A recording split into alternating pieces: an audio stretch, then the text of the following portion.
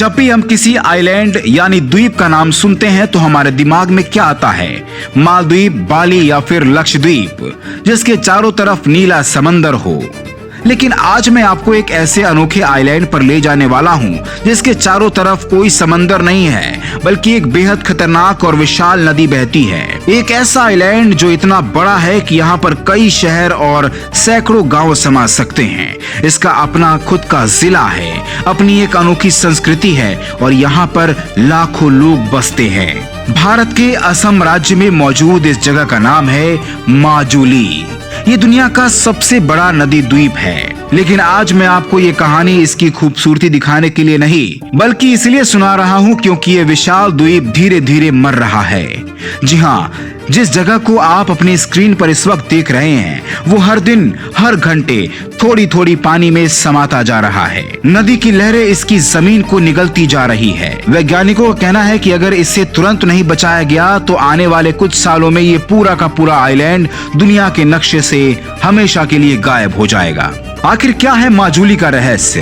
क्यों प्रकृति इस खूबसूरत जगह को मिटाने पर तुली है और क्यों इस जगह का बचना पूरी इंसानियत के लिए जरूरी है? आइए जानते हैं आज के इस वीडियो में बेहद आसान शब्दों में। अगर आप माजुली के बारे में कुछ नहीं जानते तो आज का ये वीडियो आपकी आंखें खोल देगा। जो लोग इस जगह से अनजाने हैं उनके लिए सबसे पहले आसान भाषा में समझते हैं कि ये बना कैसे। कल्पना कीजिए एक ऐसी नदी की जो इतनी चौड़ी है कि उसके एक किनारे से दूसरा किनारा नजर नहीं आता। ये है भारत की सबसे विशाल नदी, ब्रह्मपुत्र नदी।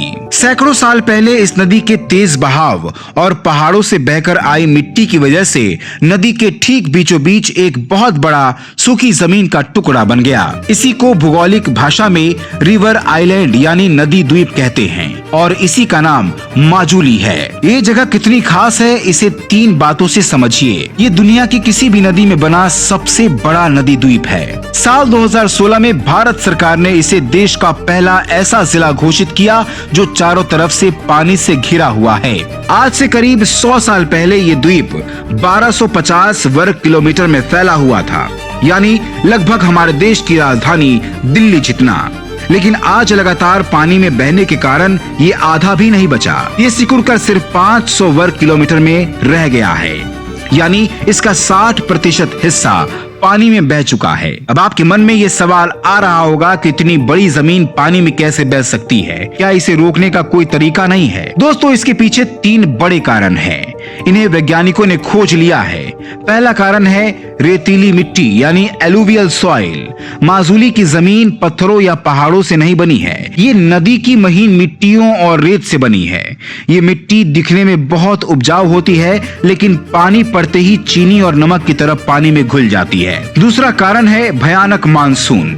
हर साल जब बारिश का मौसम आता है तो पहाड़ों का सारा पानी ब्रह्मपुत्र नदी में आ जाता है। नदी का पानी अपने सामान्य स्तर से कई फीट ऊपर उठ जाता है और किसी सुनामी की तरह माजुली द्वीप के किनारे पर चोट करता है। इसे साइंस में रिवर बैंक इरोजन कहते हैं, यानी नदी का कटाव कहते हैं। तीसरा कारण है ग्लोबल वार्मिंग। जैसे जैसे दुनिया का तापमान बढ़ रहा है, मानसून का मिजाज बदल गया है। अब कम दिनों में इतनी ज्यादा बारिश हो जाती है कि अचानक विनाशकारी बाढ़ आ जाती है, जिससे द्वीप को संभलने का मौका नहीं मिलता। लेकिन माजुली का डूबना सिर्फ एक भौगोलिक नुकसान नहीं है, ये भारत की एक अनमोल संस्कृति की मौत जैसा है।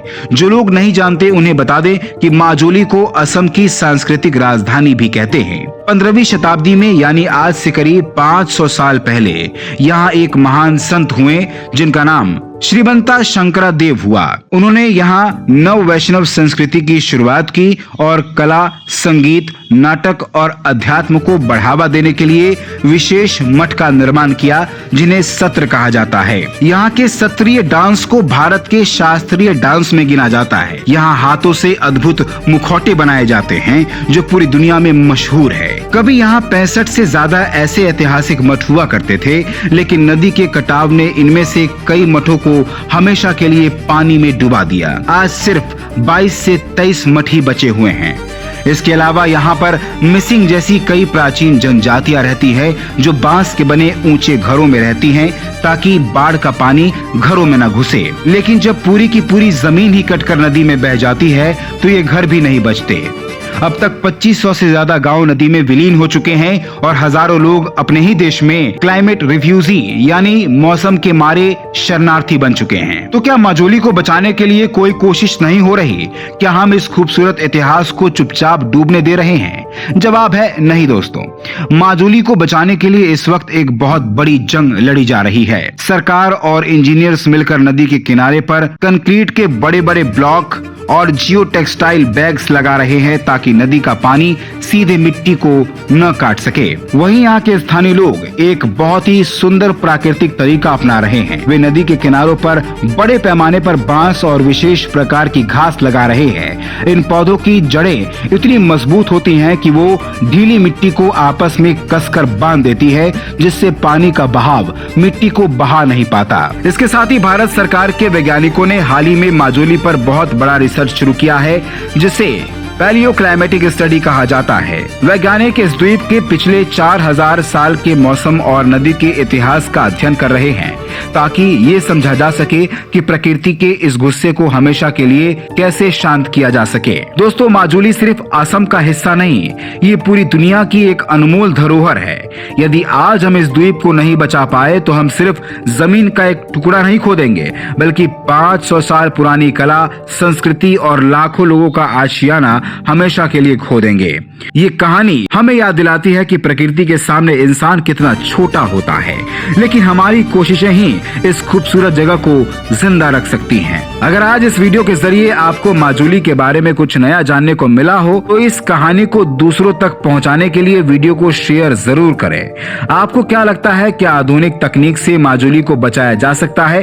कमेंट में अपनी राय जरूर रखें और भी जानकारियों के लिए हमारे चैनल को सब्सक्राइब करना ना भूलें।